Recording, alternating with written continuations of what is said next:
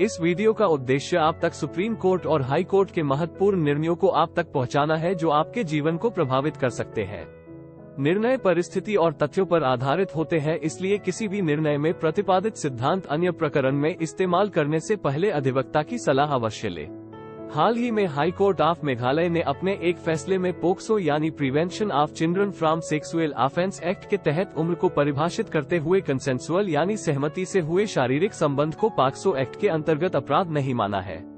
Decoding judgements में आपका स्वागत है। मैं हूं अभिषेक और आज हम बात करने वाले हैं high court of Meghalaya at Shillong के case John Franklin Shiller versus state of Meghalaya and another की।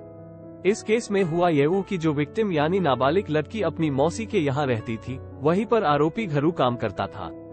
वहीं पर दोनों की आपस में मुलाकात हुई और एक गर्लफ्रेंड बॉयफ्रेंड के रूप में दोनों क्लोज हो गए। The 18th of January 2021 को जब विक्टिम अपनी बहन के साथ बाजार गई हुई थी, वहाँ पर आरोपी आता है और अपने माता पिता से मिलाने लड़की को ले जाता है, जहाँ से दोनों आरोपी के अंकल के घर पर जाते हैं और रात अधिक होने से वही रुक जाते हैं। दोनों के बीच आपसी सहमति से शारीरिक संबंध भी वही स्थापित होते हैं।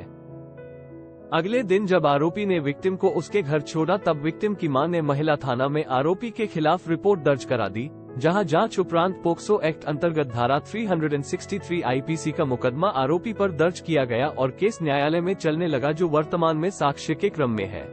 इसके बाद आरोपी हाईकोर्ट जाता है और उसके ऊपर चल रही क्रिमिनल प्रोसीडिंग को बंद करने का आवेदन करता है। आवेदन में उसने केवल एक ग्राउंड लिया कि उक्त घटना में कहीं पर भी सेक्सुअल असॉल्ट यानी यौन हिंसा नहीं की गई, जिसका समर्थन स्वयं विक्टिम यानी नाबालिग लड़की ने अपने साक्ष्य में किया था। प्रकरण में विचार करने के बाद कोर्ट ने कहा, जहां कहीं भी दो किशोर जो आपस में गर्लफ्रेंड और बॉयफ्रेंड के रूप में हो या आपस में विवाह करना चाहते हो, ऐसी स्थिति में भले ये कानून के विपरीत है, लेकिन न्याय के सिद्धांत फॉलो होना चाहिए। सुप्रीम कोर्ट के एक judgment Vijayalakshmi NANR versus state representative by inspector of police all women police station Erode का उल्लेख किया, जिसमें सुप्रीम कोर्ट ने रोमांटिक रिलेशन के संबंध में प्रतिपादित किया कि incidences where teenagers and young adults fall victim to offences under the POCSO Act being slapped against them without understanding the implication of the severity of the enactment is an issue that brings much concern to the conscience of this court.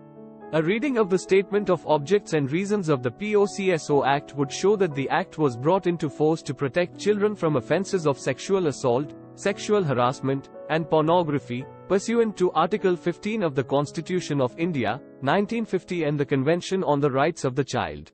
However, many cases filed under the POCSO Act seem to be those arising on the basis of complaints registered by the families of adolescents and teenagers involved in romantic relationships with each other.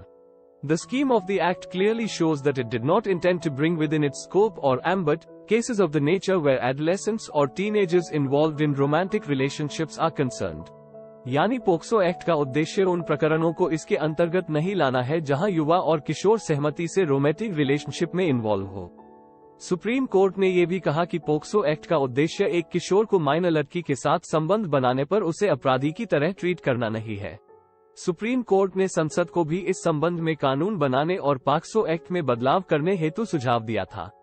High court ने मामले में victim की उम्र को देखते हुए एवं उस उम्र के बच्चों में शारीरिक एवं मानसिक विकास को ध्यान में रखते हुए यह माना कि ऐसे किशोर अपना अच्छा बुरा एवं शारीरिक संबंध बनाने का फैसला करने में सक्षम है। इस कारण प्रथम दृष्टया कोई अपराध प्रकरण में नहीं पाया गया।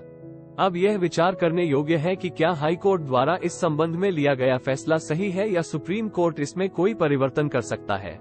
ये कहना सही है कि एक 18 वर्ष से कम व्यक्ति अपना अच्छा बुरा नहीं समझ पाता और अक्सर गलतियां कर बैठता है, जिसके कारण उसे जीवन भर पछताना पड़ता है।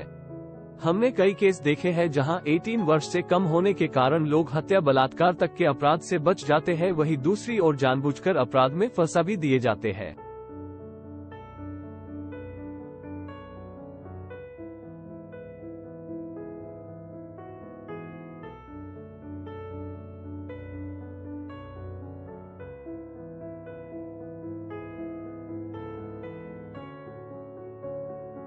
दोनों ही सूरत में अपराध जीवन को प्रभावित करता है। ऐसे में आपसी सहमति से हुए किशोरों के मध्य शारीरिक संबंध को कानूनी वैधता देना सही दिखाई पड़ता है। आपकी इसमें क्या राय है, कमेंट करके हमें जरूर बताएं और वीडियो में लाइक और शेयर कर सपोर्ट करें ताकि ऐसे ही इंफॉर्मेशनल वीडियोस आप तक पहुंचती रहे। जय Hind. like, share, comments to support us for more videos.